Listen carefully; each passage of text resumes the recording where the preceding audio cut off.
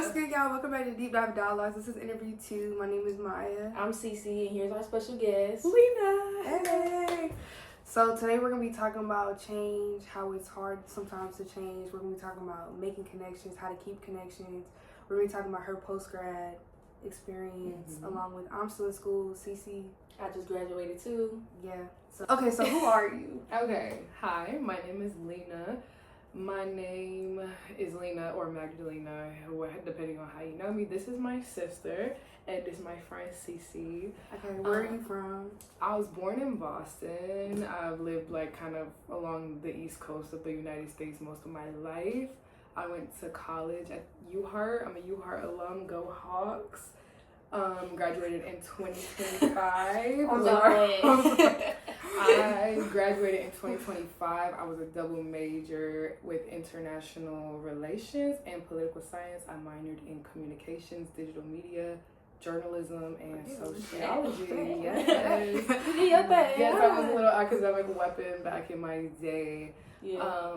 In school, I did a lot of clubs, advocacy groups, mixed and mingled a lot with different groups. After I graduated, I traveled. That's a little bit of my background, my little history about me.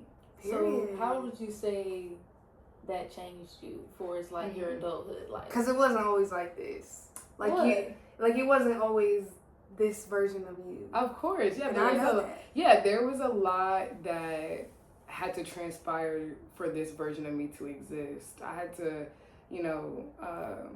they'll say diamonds are made in the fire or something like that. So this version that you see of me now had to go through a lot of change, a lot of fire, a lot of pressure to ultimately become this version of myself. After high school, right? What was your mindset on what's next? So after high school, I'm not gonna lie, I felt confused. But I did know that I had to do something, right? And for me, the option was college. That's what it sounded like. I didn't necessarily feel ready for college, but I felt like it was the expectation that was set on me. So I went with it. I knew I wasn't ready. I still went to college, and this was during COVID. It didn't work out for me then. So I wasn't in school for a little bit, and I worked full time. I worked multiple jobs. You were in the workforce. I was in the workforce, yeah. So my first semester in college right after high school did not go well for me. Yeah, it didn't go well for me. So I started college. I relocated to Boston just because I have family there, and I knew the pay was going to be better, and it was COVID. So I knew I could make a little bit more money there. So I relocated to Boston. I worked there I graduated high school in 2020, and I worked there from 2020 to 2022 until I finally decided to re-enroll in school, and that's when I ended up at the University of Hartford. And in between those 2 years, a lot of things happened. There was a lot of random people that encountered my life, angels that God placed in front of me that guided me to that steps of going back to school. But when I went back to school in 2022, I then graduated in 2025, and yeah, it's something that I didn't think I was going to be able to do, but I finished it, and I'm proud of myself for doing it. So how do you feel about being out of state? I want to ask you, really touch on the topic of the difference between the South and then Boston. Okay, we can talk about that. So, for me, it's really a matter of what you like, your perspective on things. I like the slow pace, the friendliness, the hospitality of the South, but I do think that in the North there's a little bit more opportunity, especially for people our age, especially in this age range of recent grad to recent post-grad. I feel like living up there, for me, I could just experience a lot more. Opportunities are a little bit more in your face, and I think out there you also have a lot of creative freedom to do what you want, wear what you want, explore new things, travel. Food options. Yeah. And I will say that me moving to Boston was really a survival move. It wasn't a well thought out, planned strategic move. It was impulsive. It was impulsive. It was in a like a time of fire. Like I said, it was a. Like you feel like you had to get away. Yeah, I was like trying to cling to a lifeboat or like a life raft. Like I was drowning, and that's just what I clung to, and I stuck with it. And I was too like stubborn to admit that like life was hard, and I was struggling, and I needed help. So what was making you drown? The fact that I was so young. I was just out of high school. Like I had no stability, no money, no nothing. Yeah, you had no money, no nothing. So I just thought that I could work and I could figure it out, and I did. But that doesn't mean I chose the easiest way to do it. Like I chose the hard way for sure. But in that hard way, it rewired the structure of my brain. It made me learn how to learn how to meet people. You're not in school anymore. People are not all up in your face. Like you have to go out of your way to make friends. You have to find your job opportunities. You need to find your transportation. You need to figure out how to get from point A to point B. It rewired the structure of my brain to where I didn't have a fear of not knowing, because I had a trust in myself that I would figure it out. Yeah. And that transpired into college, where then I chose to study abroad. I chose to leave my university, to leave my entire friends group, the people I knew, and chose to study abroad. I studied abroad in Greece, in Thessaloniki, for a semester. And what did you like most about that? Oh, for me, it's the like forcing of your brain to rewire. And you don't know how much your mind can do unless you test it. You know, so for that, it was a real physical test for me. Not for real. You speaking facts. Yeah, it was a real physical test for me. I learned that my brain can learn languages very easily. My brain can figure out transportation in different countries easier, travel, booking flights, figuring out Airbnbs. I didn't just stay in Greece. I went all over the Balkans, all over Europe, and I went to places where the language I never heard before. I traveled to Montenegro, little small Balkan country, and the language was something I never heard before, but it's exciting. Like it's exciting to me now. And even in the phase of my life that I am in now, I'm like 1 year, over a year post-grad, almost 2 years post-grad now. So even now, it's still in a figuring out phase. I'm only 23 years old, so I'm still in the figuring out phase. I'm still trying to grasp onto what I'm good at and grow those skills. And there's no solid foundation under, like there's no safety net. There's no safety net for me to fall back on. But that makes me very excited, because under pressure. I thrive under pressure. Yeah, traveling and leaving my house and doing all those things at a young age truly made me thrive in those stressful and uncomfortable environments. And I will say that if you never leave, you never know. And that's something that just will sit with you in the back of your mind until, whether you're 22, 32, 52, you'll always wonder, like, what life could have been. Right. Yes. I want to talk about your faith. I'm sorry. Yeah, you're good.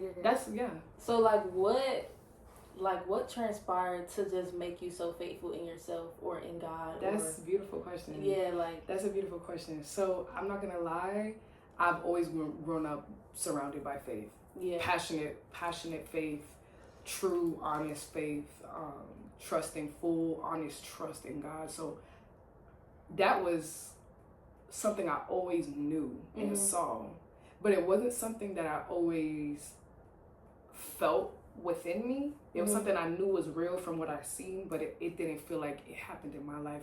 I was young. It was up and down, and when something is always shown to you, you kind of wonder, what's outside of that?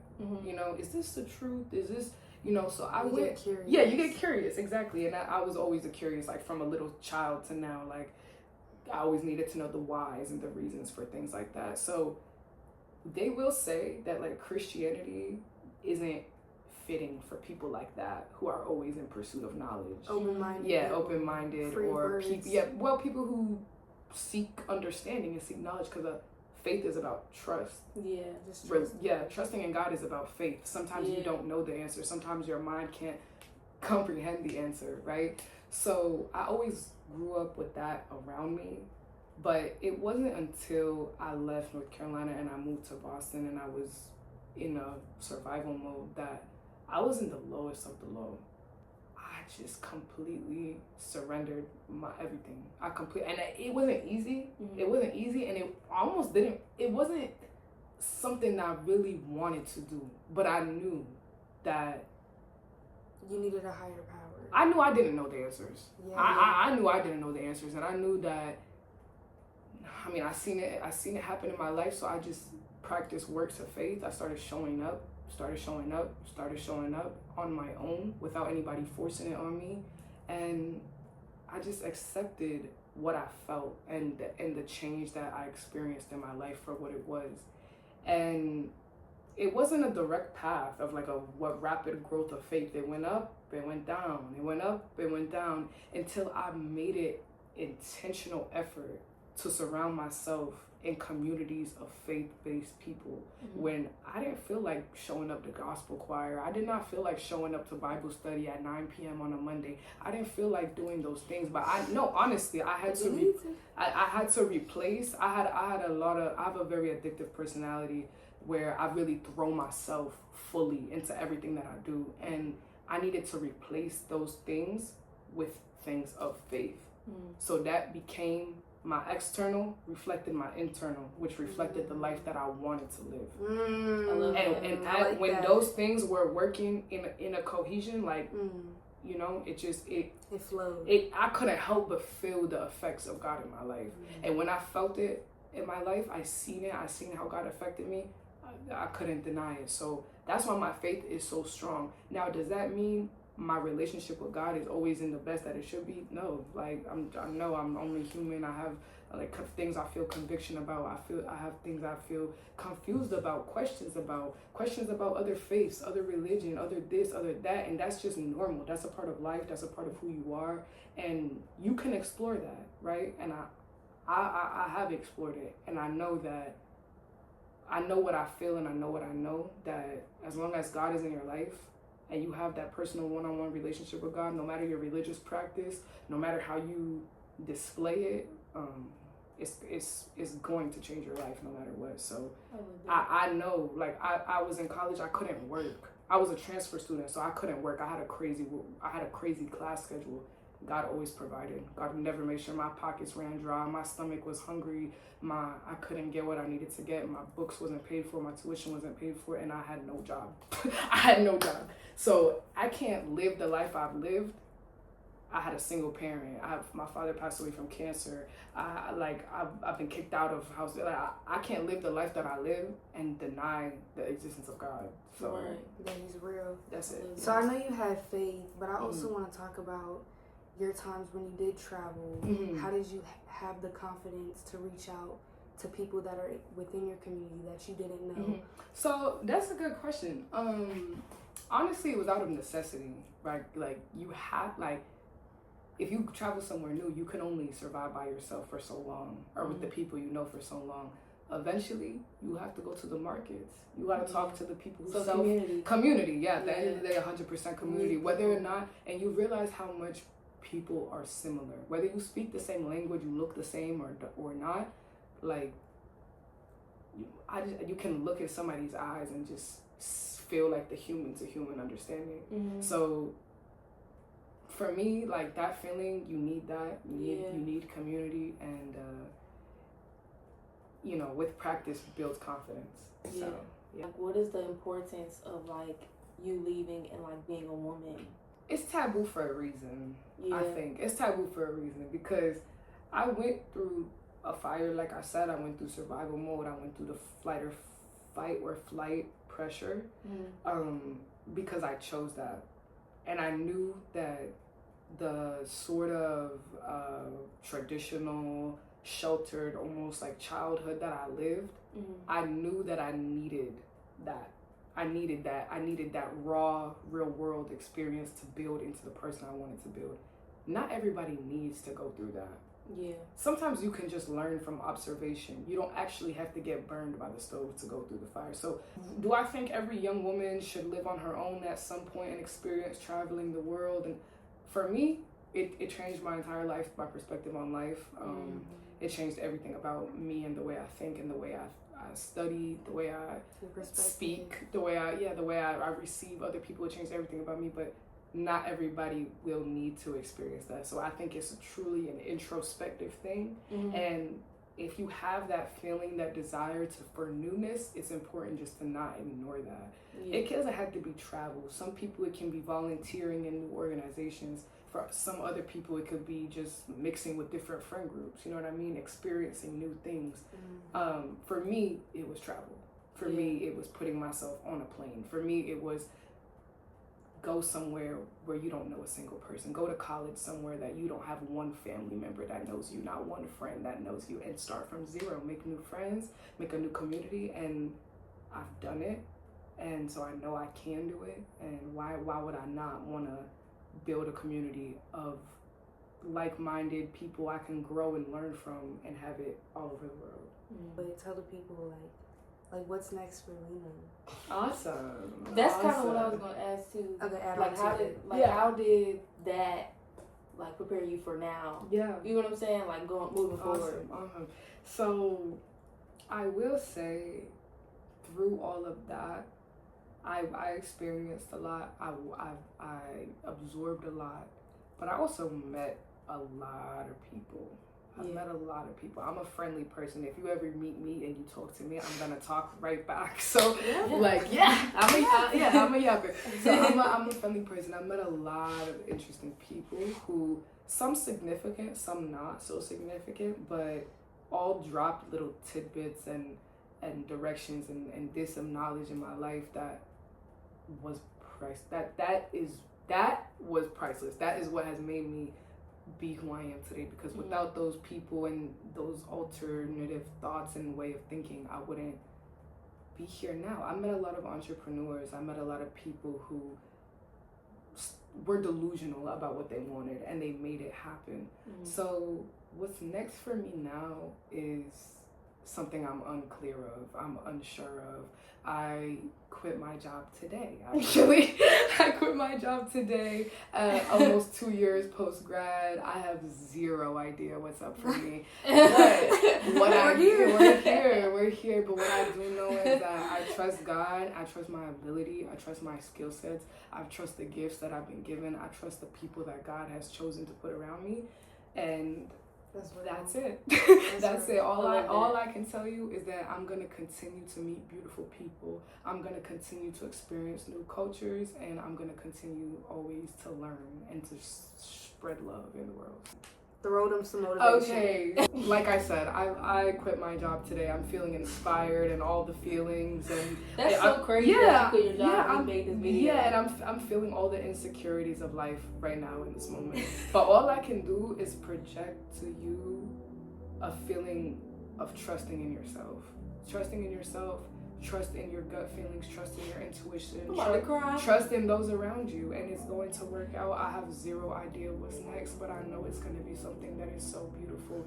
And if you want to keep up with me, if you ever have an interest, you can find me on Instagram and TikTok at by Lena Claire. I do fitness stuff, travel content, I love that. Mindset, motivation, a little bit of everything. Jack of all trades. Curated nothing. So find me there and stay tuned for whatever endeavors I have in the future. Yay! That was great. Thank you for being a part of this video. Thank you so much. Thank you guys for having me. Alright, y'all, we're gonna wrap out the video. Yeah, we want to thank y'all for supporting us. We want to thank Lena as well for coming. Thank you for having me. We love her. We all love each other. Yes, join the family. Yeah, join the family. Okay. Like, comment, share, subscribe. Like, comment, subscribe.